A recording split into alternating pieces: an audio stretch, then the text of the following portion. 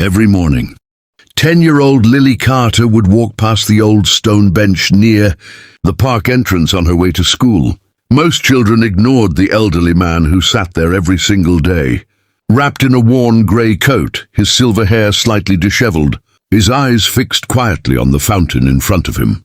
If you believe in kindness, second chances, and the power of small moments to change lives, please like, comment, share, and subscribe to Kindness True Stories. Also, tell us in the comments where in the world are you watching from. He never spoke to anyone. He never smiled at passers-by. He simply sat there, still as a statue, watching the water rise and fall. The other kids called him the Ghost Man, but Lily never liked that name. She saw something in his eyes that wasn't emptiness.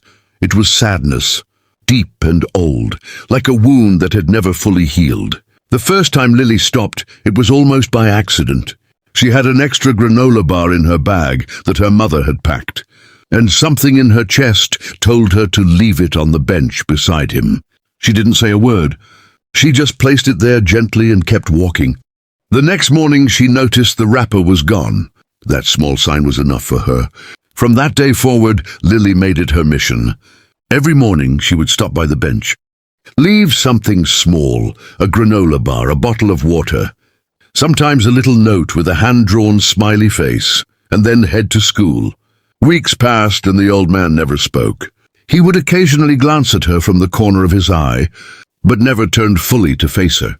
Her mother asked why she always packed extra snacks, and Lily simply said, "For a friend." Her mother smiled but didn't ask more.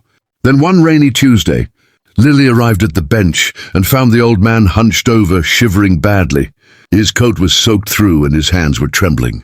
Without hesitation, she pulled off her own small jacket, the yellow one with the daisies that she loved, and draped it over his shoulders. "You'll get sick," she said softly, which were the first words she had ever spoken directly to him.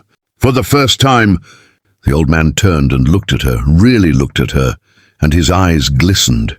He still said nothing, but he gave the smallest, most grateful nod she had ever seen. She ran to school in the rain, shivering herself, but feeling warmer than she ever had. The following week, everything changed. Lily arrived at the park one morning to find the bench empty. Her heart sank. She stood there for a long moment, hoping he would appear, but he didn't. Then she noticed two men in sharp black suits walking toward her.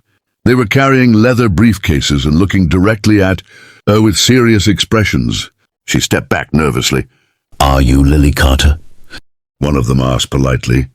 She nodded slowly. "We're attorneys representing Mr. Harold Green," the man said. "He passed away 3 days ago peacefully at his home." Lily's eyes filled with tears immediately. She hadn't even known his name until that moment. The attorney continued, "Mr. Green had no family.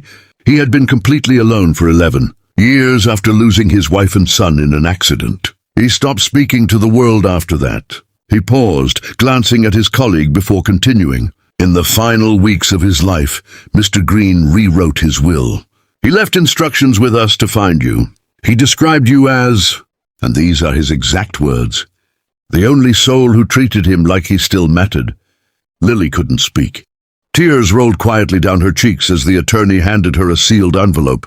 Inside was a handwritten letter in shaky but careful handwriting. It read, "Dear little girl in the yellow jacket, I never told you my name, and you never asked for anything in return. You gave me back something I thought was gone forever, the feeling of being seen.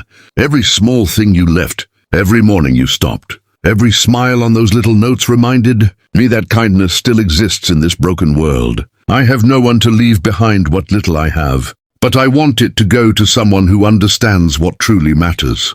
Thank you for being my friend."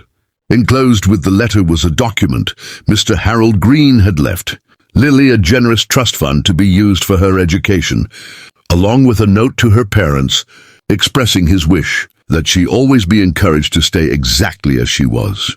Lily folded the letter carefully and held it to her chest. She looked back at the empty bench one last time. She whispered, "Thank you, Mr. Green."